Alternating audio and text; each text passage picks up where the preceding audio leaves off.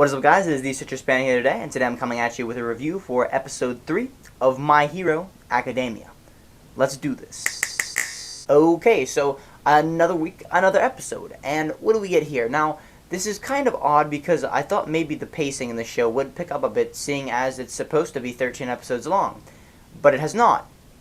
I don't really care. Like, it doesn't really matter to me either way. I think maybe they're just like covering the first arc of the series or something like that.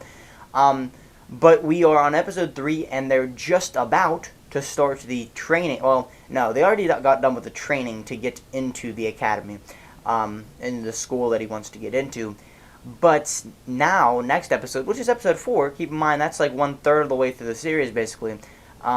He is going to be working on he's still on the entrance exam, or whatever you want to call it. Essentially, they still have to pass the test to get into the school. So he still has to do that, and then we start the actual story. From what I know, I mean, I've only read the first 2 volumes of the manga, so I could be wrong about how much stuff they can adapt here, but that's, as far as I know, that's what's going to happen. In this episode, we basically have the training session that most shonen tend to have, except this one is, I like the way the show did it. I assume there's going to be more training in the future, but it's just like over 1 episode, and the training is done in a pretty brisk fashion. It's not like you don't really dwell on too many things for very long. Essentially, there is a beach filled with trash, and he has to clean it up, which seems like an impossible task, but apparently that's really good training. I don't know. I mean, I guess in real life, if there was a beach full of trash that weighed quite a bit, and you would carry it over to a truck and then truck it. Now what I don't know is where they took this trash, because I mean he cleaned it all up, but I don't know where he put it.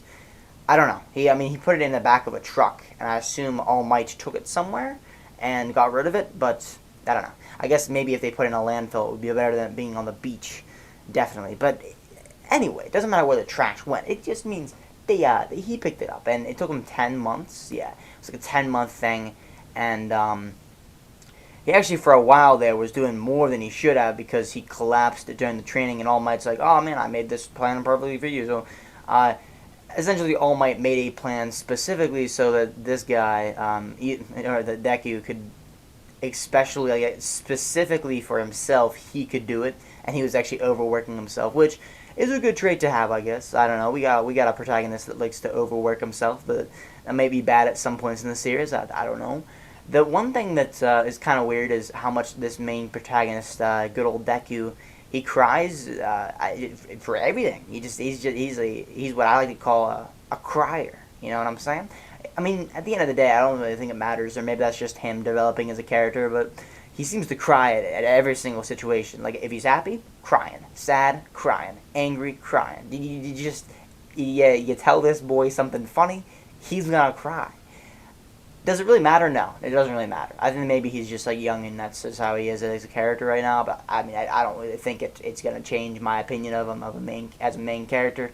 I honestly, at this point, with Bakugo just being, I don't even know, he legit, like, I'm getting very, very Sasuke Naruto vibes from this. Like, you know, Deku being Naruto and Bakugo being Sasuke, you know. And it wouldn't surprise me if Bakugo in the future became a villain, and then Deku has to chase after him or something. I don't know. I mean, that's kind of like I wouldn't say that's specific.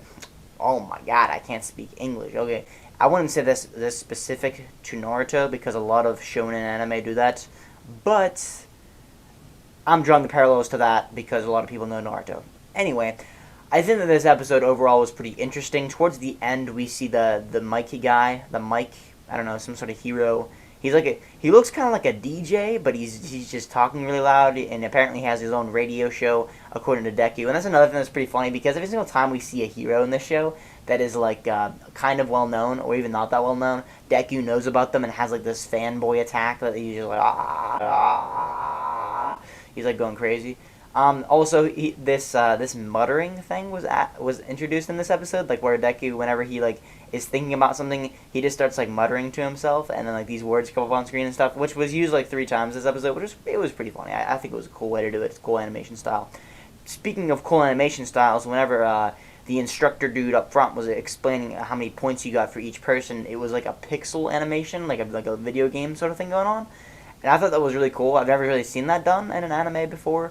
I know if you've ever seen the TV show on, I don't know what it's on. I guess it's on TV, but it's called Community. There's an episode of Community like where it's like a game, like they turn into like pixel. It's a real life show, I guess, with real people and stuff. But there was just one episode where it's all pixelated. It's like they're inside of a video game, and it's really cool. That's what it reminded me of. But anyway, we're also introduced to other characters that are supposed to be pretty plot related. The girl with the gravity girl, don't exactly know her name. I haven't read the manga for a while, so we'll figure out her name later. At least she wasn't actually introduced in this episode. Gravity girl, and we got the glasses boy. You know, the guy with the glasses. He runs really quick. Although that might be I mean, it's not really a spoiler because him knowing that he runs really quick is not going to ruin anything for you. But that's what he does. That's what his quirk is. Also, the gravity girl can control gravity. She can like make things fall or stop them from falling, and we're introduced to that by Deku almost falling, and then she uses her quirk or whatever to stop him from falling, which I thought was interesting. It's a cool way to introduce an ability, I guess. But anywho, good episode. There's not a lot to talk about, actually. I mean, that's pretty much the full length of the review. I don't really know what else to say.